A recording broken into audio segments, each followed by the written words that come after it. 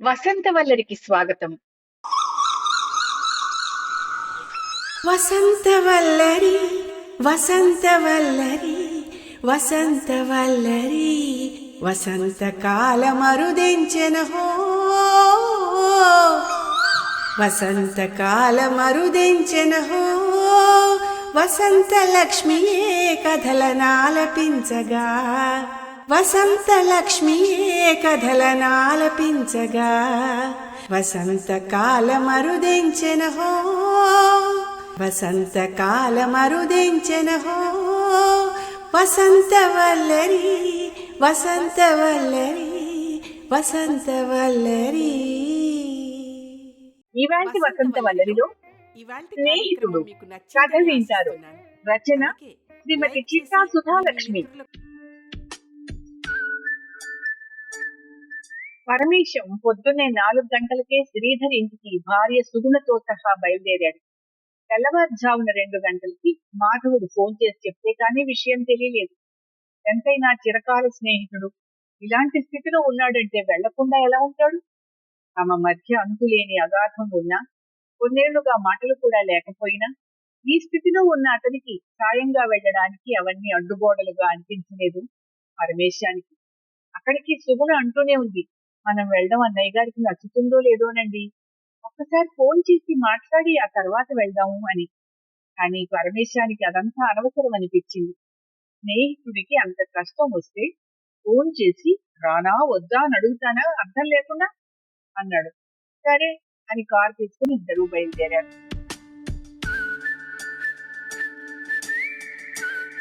పరమేశం, శ్రీధర్, మాధవ ముగ్గురు చిన్ననాటి స్నేహితులు.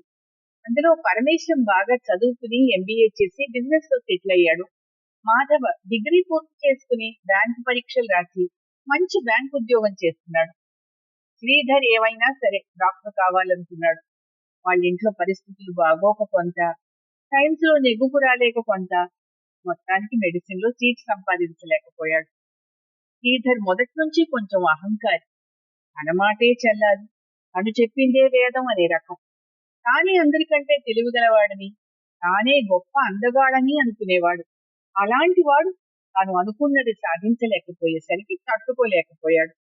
తన అసమర్థతను కప్పిపుచ్చుకోవడానికి తనకు కావాలని ఆ సీటు రాకుండా చేశారని ఎదురుగా లేని ఎవరో అధికారులను తప్పుపట్టి వాళ్ళని ఇష్టం వచ్చినట్టు తిట్టిపోశాడు. అతని ఇంట్లో వాళ్ళు స్నేహితులు కలిసి మళ్లీ మామూలు మనిషిని చేయడానికి చాలా కాలమే పట్టింది. ఆ తర్వాత మామూలు డిగ్రీ పూర్తి చేసి అక్కడక్కడ చిన్నా చిట్టకా ఉద్యోగాలు చేశాడు. ఎక్కడా సరిగ్గా అతకలేకపోయాడు. ఎక్కడ చూసినా ఏదో ఒక వంకతో ఎవరితోనో ఒకరితో పోట్లాట పెట్టుకుని ఆ ఉద్యోగం కాస్త ఓడగొట్టుకునేవాడు. మళ్ళీ షరా మామూలే. దాంతో శ్రీధర్ తండ్రి బాగా దిగులు పడ్డాడు. పెళ్ళైతేనైనా బాధ్యత తెలిసి బాగుపడతాడని ఓ మంచి సంబంధం చూసి పెళ్లి చేశాడు. ఆ పిల్ల చాలా మంచిది. పేరు సరళ. పేరుకు తగ్గట్టు నెమ్మదస్తురాలు. శ్రీధర్ కంటే కొంచెం ఛాయ తక్కువ. పెద్దగా చదువుకోనూ లేదు. ఏదో 10వ తరగతి పాస్ అయ్యింది. పిల్లలకు చదువు చెప్పుకునేంత వరకు వచ్చు. దాంతో ఈ మగమహారాజు హద్దులు లేకుండా పోయే. తాను చెప్పినట్టు భార్య వినాల్సిందేనని పంతం. ఈ పెళ్లితో శ్రీధర్ అహంకారం మరింత పెరిగిందే కాని తన వైఖరిలోనూ ప్రవర్తనలోనూ ఎటువంటి మార్పు రాలేదు. ఓసారి భార్య మీద చేతులు చేసుకున్న రోజులు ఉన్నాయి. ఒకరోజు శ్రీధర్ తండ్రి నారాయణరావు గారు పరమేశం ఆఫీస్కి వచ్చాడు. ఉభయ కుశలోపరి అయ్యాక అసలు విషయానికి వచ్చారు నారాయణరావు గారు. చూడు బాబు, మా వాడి సంగతి నీకు తెలిసిందే కదా. ఇవాళ ఉద్యోగం చేసిన చోట రేపు చెయ్యకుండా తయారయ్యాడు. ఎవరో ఒకళ్లతో రోజు యుద్ధం చేయండి వాడికి పొద్దు గడవదు. రోజు ఎక్కడ సర్దుకురాను నేను. వాడితో పడలేకుండా ఉన్నానయ్యా. ఏదో నా మొహం చూసి కొందరు సర్దుకుపోతారు అని అందరినీ నేను సముదాయించగలనా చెప్పు. ఇప్పుడు వాడి భార్య కడుపుతో కూడా ఉంది. రేపు పిల్లలు పుట్టాక కూడా ఇలాగే రోజు ఉప్ప చట్టీలు తెస్తుంటే నేను ఎన్నాళ్ళు చేయగలను? నా పెన్షన్ డబ్బులతో కాస్త నడిపిస్తున్నాను వాడి సంసారాన్ని. నేనైనా ఎన్నాళ్ళని ఇవ్వగలని చెప్పు. నువ్వు కొంచెం వాడిని దారిలో పెట్టానయ్యా. ఎలాగైనా వాడిని నీ దగ్గర పెట్టుకుని వాడి బాధ్యతలు వాడు తలకెత్తుకునేటట్టు చేస్తివా వచ్చి నీ కడుపున పుడతాను. ఆయన కాస్త ఈ ఒక్క సాయం చేసి పెట్టవు, నీకు పుణ్యం ఉంటుంది బాబు అని బ్రతిమలాడుకున్నాడు ఆ పెద్ద ఆయన. పరమేశానికి ఏం చేయాలో తోచలేదు. శ్రీధర్ చేసింది సైన్స్ డిగ్రీ, తను చేసేది బిజినెస్.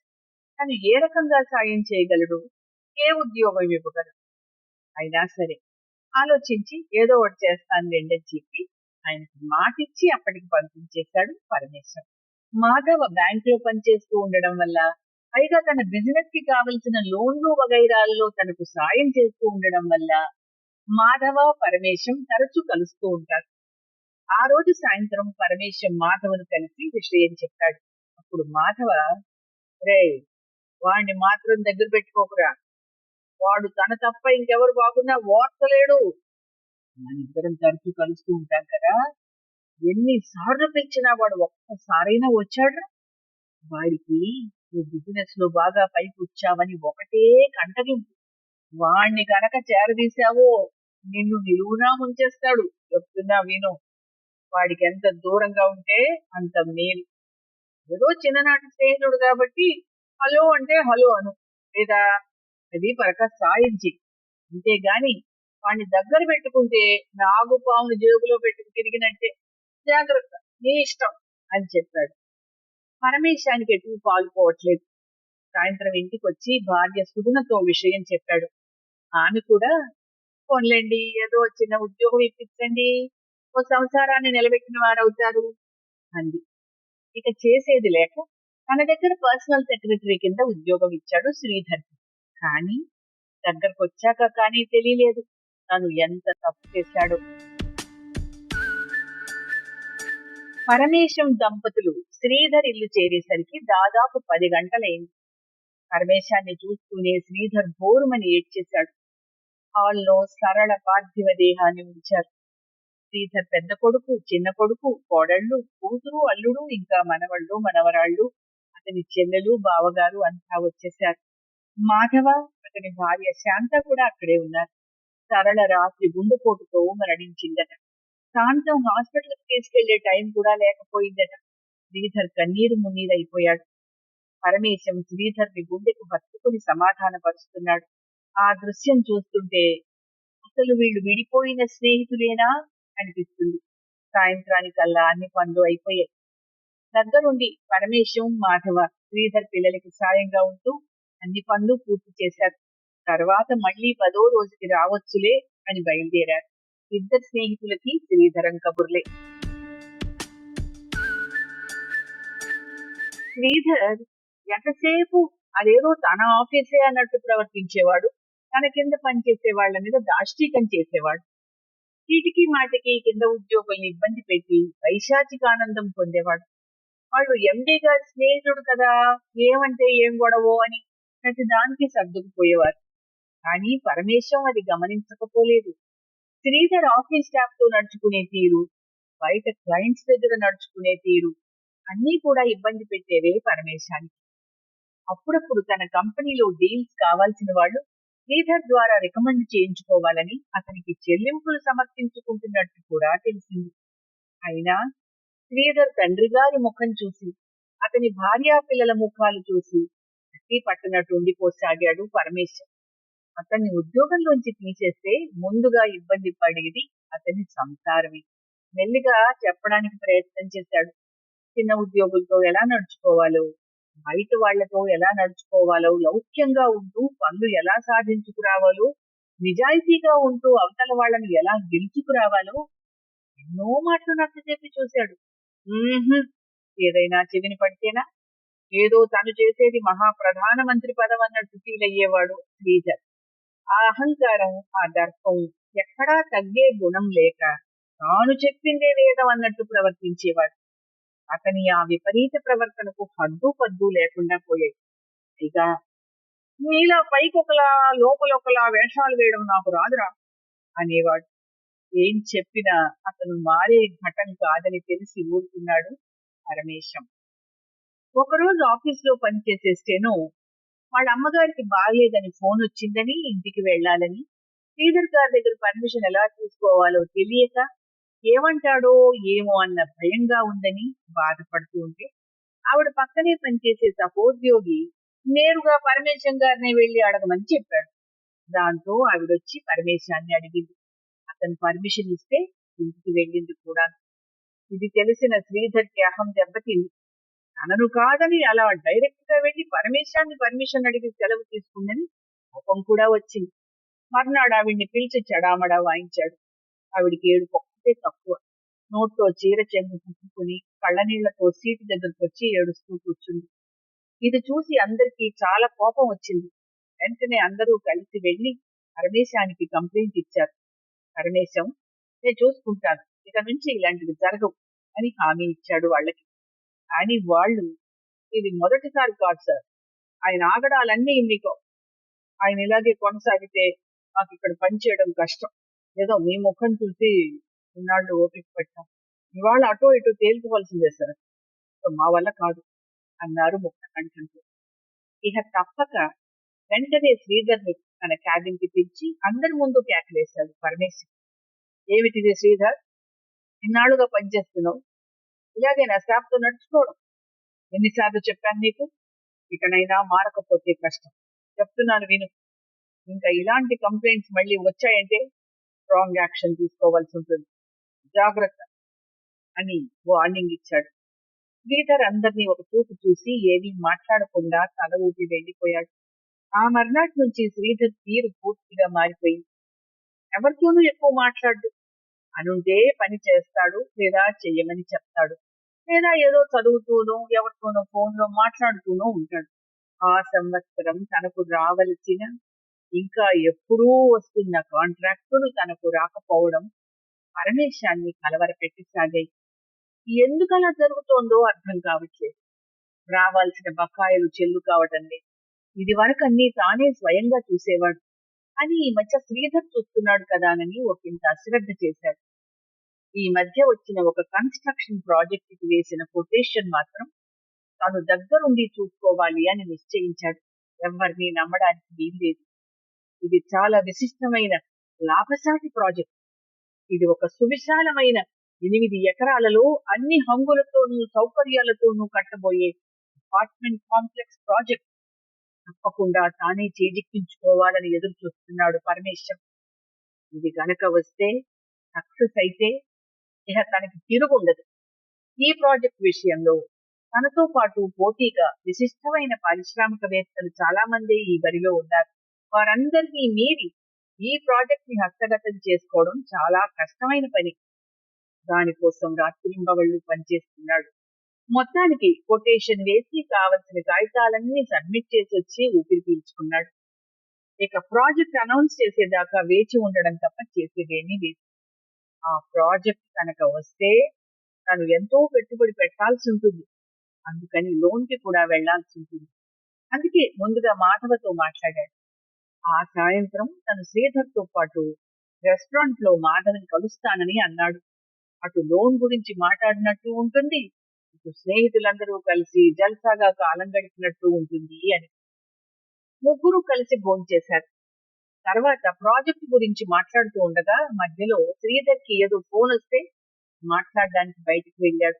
తర్వాత పరమేశము మాధవ మాట్లాడుకుని అక్కడి నుంచి బయలుదేరి ఎవరిళ్ళకి వాళ్ళు వెళ్లిపోయారు. అనుకున్న రోజు రానే వచ్చింది. ప్రాజెక్ట్ అనౌన్స్ చేశారు. ఆ ప్రాజెక్ట్ తనకి రాలేదు. తన ప్రత్యర్థి బిఆర్ కన్స్ట్రక్షన్స్ కి వెళ్ళింది. అన్ని ఎంతో చాకచక్యంగా చేసుకొచ్చిన తనకి ఈ ప్రాజెక్ట్ ఎందుకు రాలేదో అర్థం కాలేదు. వెంటనే తన ఆర్కిటెక్ట్ శివకుమార్ని, ఇంజనీర్ రామకృష్ణని పిలిచి సమావేశం ఏర్పాటు చేశాడు పరమేశం. అన్ని కీలక అంశాలను చర్చించారు. ఎక్కడా ఏ లోపం జరగలేదు. మరెందుకు మనకు ఆ ప్రాజెక్ట్ రాలేదు? కేవలం మనకంటే ఒక్క అంకె తక్కువ కొటేషన్ తో బిఆర్ కన్స్ట్రక్షన్స్ కి ఆ ప్రాజెక్ట్ ఎలా వెళ్ళింది? మన కొటేషన్ లీక్ చేసిందెవరు? గట్టిగా కేకలు వేశాడు పరమేశ్వర్. అతనికి ఎంతో నిరాశగా ఉంది. ఈ ప్రాజెక్ట్ ఎలాగైనా వస్తుందని బ్యాంక్ లోన్ కి కూడా అప్లై చేశాడు. అన్ని ఆశలు దీనిపై పెట్టుకున్నాడు. ఈ ప్రాజెక్ట్ కనుక చేతికి వస్తే అది తన బిజినెస్ కి ఒక టర్నింగ్ పాయింట్ అవుతుంది. బ్రేక్ వస్తుంది. దాంతో మరిన్ని పెద్ద పెద్ద ప్రాజెక్టులు వచ్చే అవకాశాలున్నాయి. అందుకే పగలు రాత్రి కష్టపడి ఈ ప్రాజెక్ట్ రిపోర్ట్ తయారు చేసి వీలైనంత సమంజసమైన కొటేషన్ వేసి మరీ పేపర్ సబ్మిట్ చేశాడు. అంతా బూడిదలో పోసిన పన్నీరయింది. సార్, మన స్టాఫ్ అంతా చాలా ఏళ్ల నుంచి మనతో పనిచేస్తున్నారు. ఎప్పుడు ఇలా జరగలేదు సార్ అన్నాడు శివరాం. ఏమీ పాలుపోవడం లేదు పరమేశాన్ని. రామకృష్ణ మిగతా వారంతా వెళ్ళాక, సార్ ఏమీ అనుకోనంటే ఓ చిన్న మాట. మీరు కొటేషన్ వెయ్యక ముందు రోజు శ్రీధర్ సార్ ని విఆర్ కన్స్ట్రక్షన్స్ ఎండీతో ఒక హోటల్లో చూశాను సార్. అది మీకు చెప్పొచ్చో లేదో నాకు తెలియట్లేదు. వాళ్ళని అక్కడ చూడడం నాకే ఆశ్చర్యం వేసింది. ఆ తర్వాత నేను వాకపు చేస్తే వాళ్ళు ఈ మధ్య తరచూ కలుసుకుంటున్నారని తెలిసింది సార్. మరి మిగతా అది మీకే వదిలేస్తున్నాను సార్. సారీ సార్ అన్నాడు రామకృష్ణ. ఆ విషయం జీర్ణం చేసుకోలేకపోయాడు పరమేశ్. అమాయించుకుని, మరి ఆ సంగతి ఇప్పటిదాకా చెప్పలేదే? సార్, ఆయనేమో మీ స్నేహితుడు, పైగా మీ పర్సనల్ సెక్రటరీ సార్. అతను ఇలా అని ఎలా చెప్పండి సార్? నేను పిల్ల పాపలు కలవాడిని.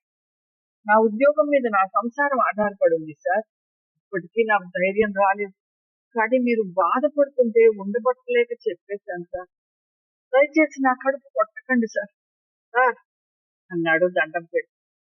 పరమేశం అతని భుజం తట్టి, పర్వాలేదు, నీకొచ్చిన ఇబ్బంది ఏమీ లేదు, భయపడం అన్నాడు. కానీ లోపల కుతకుతా ఉడికిపోతోంది అతనికి. వెంటనే అతన్ని పంపించి సరాసరి శ్రీధర్ క్యాబిన్ లోకి దూసుకెళ్ళాడు. వెంటనే, ఎందుకు చేశావు ఈ పని అడిగాడు. పరిస్థితి తెలియని శ్రీధర్ ఓ వెర్రి నవ్వు నవ్వి, ఏమిట్రా అన్నాడు. మొహం కండగడ్డలా పెట్టుకుని గట్టిగా అరిచాడు పరమేశ్వర్. నీకు వరసలా ఒప్పిందిరా? నీకు నేనేం అపకారం చేశానని? నా ఆశలన్నీ ప్రాజెక్టు మీద పెట్టానని నీకు తెలుసు కదా. నేను వెళ్ళి నా ప్రత్యర్థికి నా కొటేషన్ లీక్ చేస్తావా? నీ మీద ఎంత భరోసా పెట్టుకున్నాను. తోడబుట్టిన వాడి కంటే ఎక్కువగా చూశానే. నువ్వు చేయాల్సిన పని అయింది. శ్రీధర్కి పరిస్థితి అర్థమైంది. కానీ ఏమీ ఎరగనట్టే మొహం పెట్టి, నాకేం తెలుసురా అన్నాడు. అబద్ధం చెప్పకు. నిన్ను బిఆర్ కన్స్ట్రక్షన్ ఎండీతో చూసినట్టు సాక్ష్యాలున్నాయి. నేను నా సొంత తమ్ముళ్ళ అనుకున్నాను. ఎక్కడెక్కడో పనులు చేస్తూ అక్కడ ఇవ్వడలేక ఇబ్బంది పడుతున్న నిన్ను చేరవేసినందుకు నువ్వు ఇదిట్లా చేయవలసింది. అక్కడే పనిచేస్తూ పిల్లల్ని చదివిస్తున్నావు, ఇల్లు కట్టుకుని స్థిరపడ్డావు. నా ఉప్పు తిని నా ఇంటికే కన్ను వేస్తావురా? నీ నాన్న ముఖం చూసి నీ భార్య పిల్లల కోసం రా నిన్ను వదిలేస్తున్నాను. మళ్ళీ కనిపించకు. నువ్వు నా స్నేహితుడు అని చెప్పుకోవడానికే నాకు సిగ్గుగా ఉంది గద్దించి చెప్పాడు పరమేశ్. విపరీతమైన కోపంతో ఊగిపోయాడు శ్రీధర్. కిందపడ్డా తనదే పై చెయ్యి అనుకునే మనిషి అతను. తను ఏం చేసినా అది కరెక్ట్ అని నమ్మే మనిషి. అంత సులువుగా తన తప్పు ఒప్పుకుంటాడా? పైపెచ్చు తనే పళ్ళు పటపట్లాడిస్తూ, ఏమిట్రా నువ్వు నన్ను తీసేసేది? ఈ పాటి బోడి ఉద్యోగం నాకెక్కడా దొరకదనుకున్నావా? నువ్వెంత, నీ ఉద్యోగం ఎంత? పొరపో. ఆ కష్టాన్ని దోచుకున్నది నువ్వు. నా సొంత సంస్థలాగా చూసుకున్నాను కదరా. ఏమిట్రా నీ ఉప్పు నేను తిన్నది?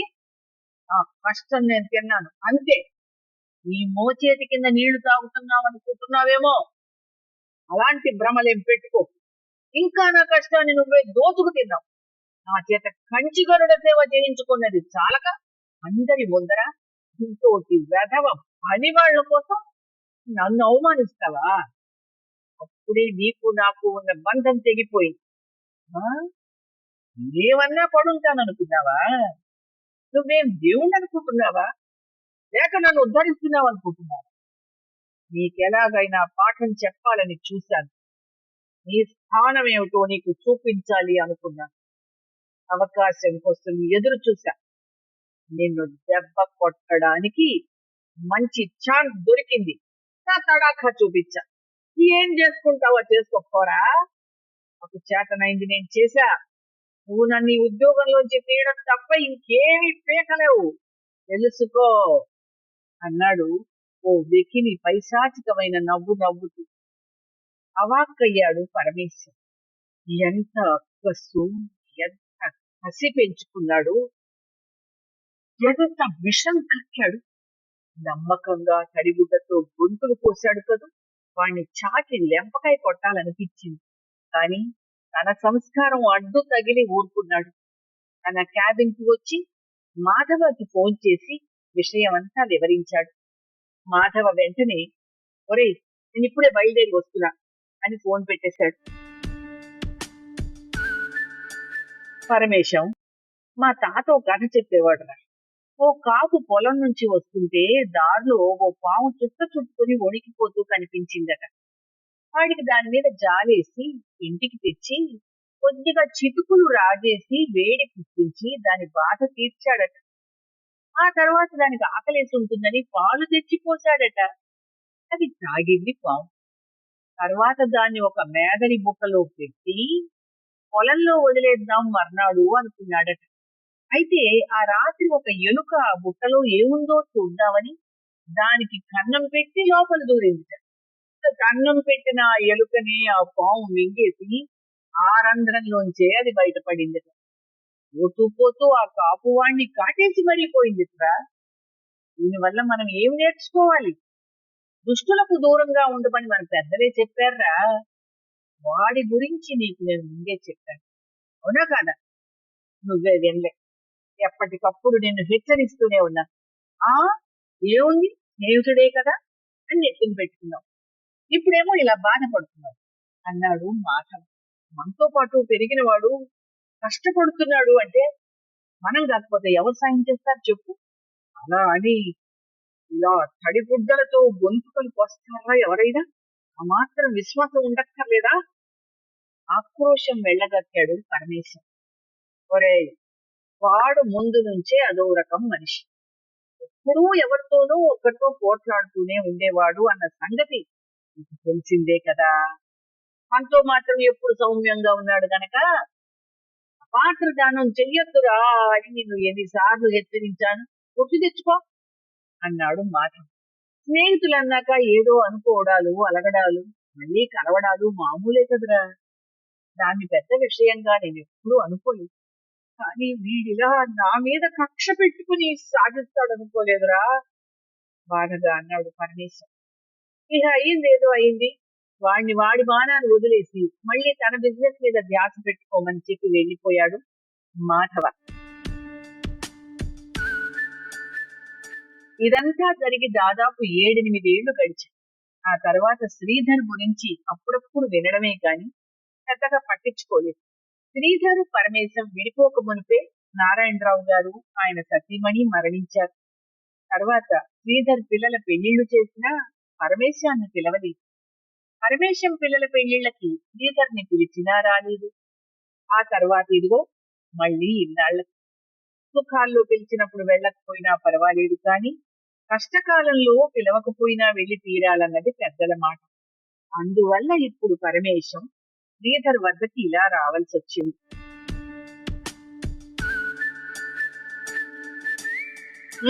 రేపు ఎన్నింటికి బయలుదేరడం అడిగాడు పరమేశం మాధవని. ఎక్కడికి అన్నాడు మాధవ్. అదేమిట్రా, రేపు 10వ రోజుకి శ్రీధరం ఇంటికి వెళ్ళొద్దు? బాగుందిరా, అక్కడి నుంచి ఒక కార్డు ముక్క రాలేదు, పోనీ ఓ మెసేజ్ అయినా లేదు. ఏమని వెళ్తాం చెప్పు? ఇదేమైనా బొట్టు పెట్టి పేరెంట్ అనిపించే కార్యక్రమమా? మంచికి వెళ్ళినా వెళ్ళకపోయినా అశుభానికి మటుకు పిలవకపోయినా వెళ్లి తీరాలని శాస్త్రం కదరా. అందుకే కదరా ఆ వేళ వెళ్ళాం. నన్ను అడిగితే ఇప్పుడు మనం వెళ్ళక్కర్లేదు. వాడు, వాడి పిల్లలు, వాళ్ళ చుట్టాలు బోల్డ్ మంది ఉన్నారు. వాళ్ళు చూసుకుంటారు. ఇప్పుడు అక్కడ నువ్వు నేను తక్కువేమీ కావు. నేనైతే రానురా.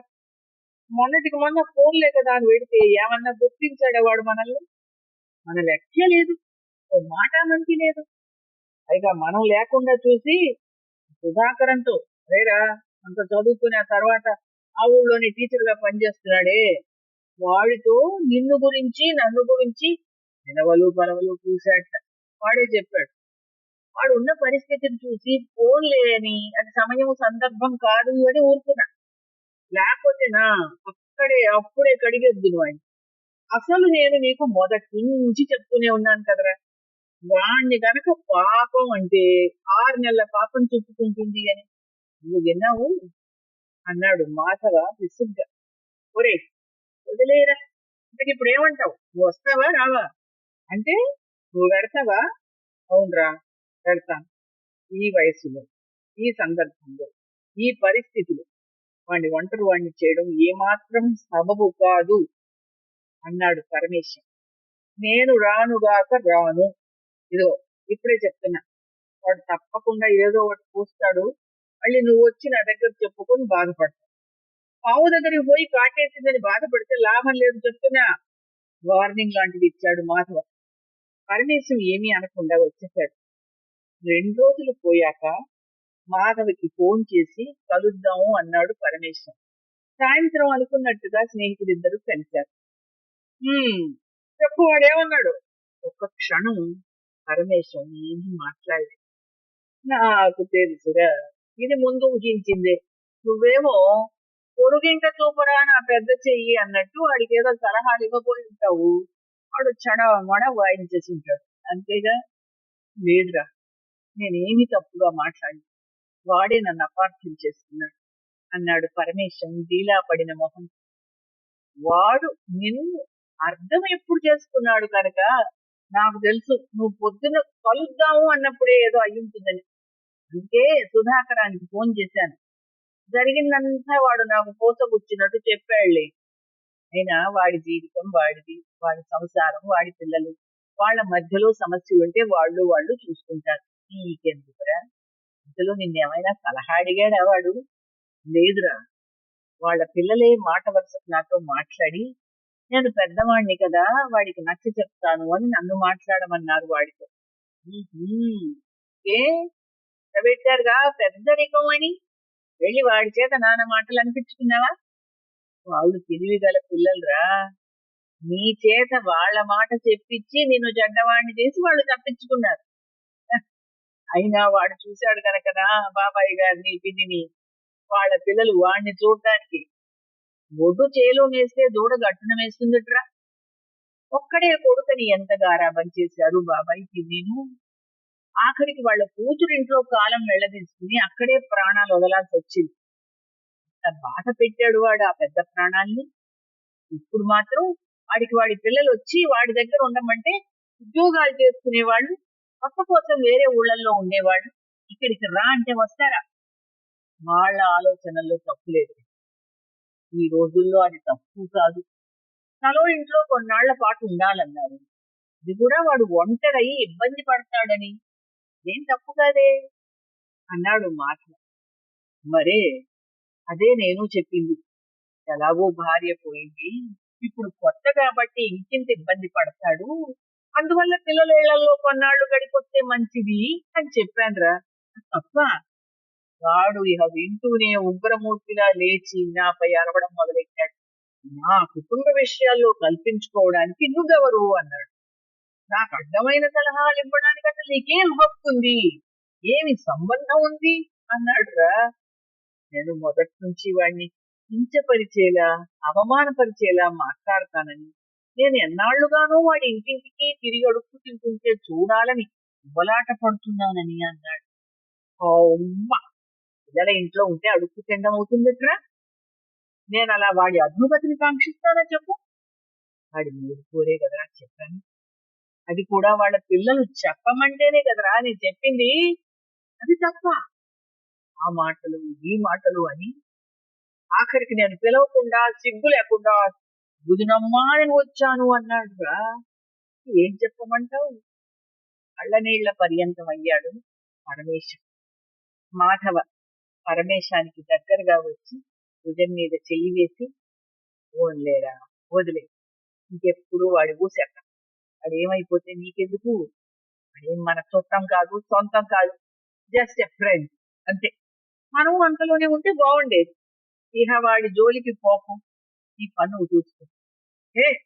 ఇదిగో చూడు, ఇలా జరిగినట్టు మీ ఇంట్లో అనకు. నిన్ను అవమానపరిచాడని మీ పిల్లలకు గాని వదినకు గాని తెలిస్తే బాధపడతారు. జాగ్రత్తగా ఉండు. ఉం? ఇవన్నీ మర్చిపో ఏ అన్నాడు మాధవ. ఇద్దరు ఇంటి ముఖం పట్టారు. దాదాపు ఒక 6 నెలల దాకా ఇద్దరి మిత్రుల మధ్య శ్రీధరం మాటలే రాలేదు. ఓ రోజు మాధవ పరమేశం ఆఫీస్కి వచ్చాడు. ఏమిట్రా ఇలా ఊడిపడ్డావు? ఫోన్ కూడా చేయకుండా వచ్చేసావు. ఏమిటి కథ? ఏమైనా సమస్య? అడిగాడు పరమేశం. ఒరేయ్, నాకు సుధాకరం ఫోన్ చేశాడ్రా ఓ విషయం గురించి. నీకు ఈ కబురు వినడం మరి ఇష్టం ఉంటుందో లేదో నసిగాడు మాధవ. అసక్క చెప్పరా కబురు ఏమిటో విసుగ్గా అన్నాడు పరమేశం.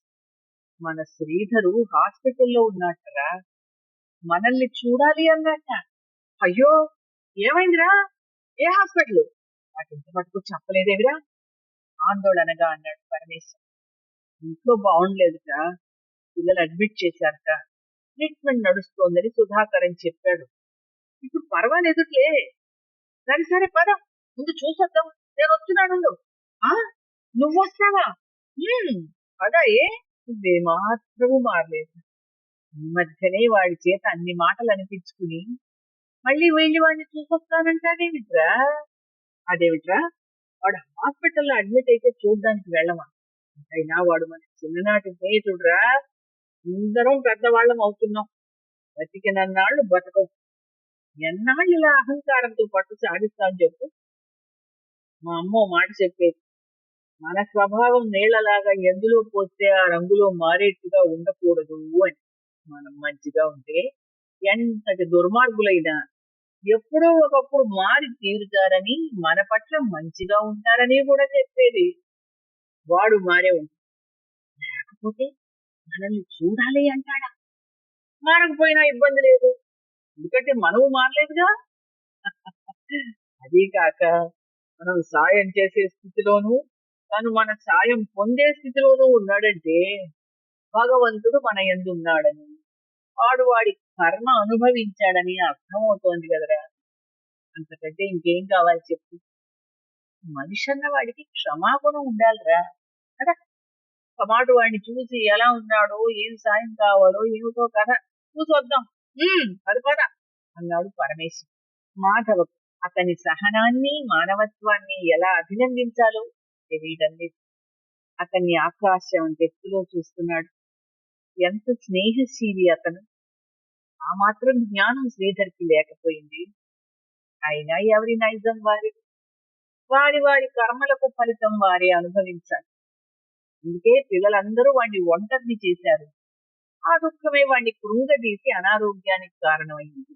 ఇదిగో ఇప్పుడు ఇలా హాస్పిటల్ పాలయ్యాడు అనుకుని, నిన్ను ఎలా అంచనా వేయాలో కూడా తెలియడం లేదురా. వాడు అన్ని సార్లు నిన్ను ఇబ్బంది పెట్టా, నువ్వు మళ్ళీ వాడి సాయానికి తయారవుతున్నావంటే ఏమనాలిరా నిన్ను అన్నాడు. స్నేహితుడు అన్నాడు పరమేశం మందహాసం చేస్తూ. అవును, స్నేహితుడే. సదా తన మిత్రుడి హితం మాత్రమే కోరుకునేవాడు అనుకున్నాడు మాధవ. స్నేహితులిద్దరూ హాస్పిటల్లో ఉన్న శ్రీధరాన్ని చూడ్డానికి బయలుదేరారు.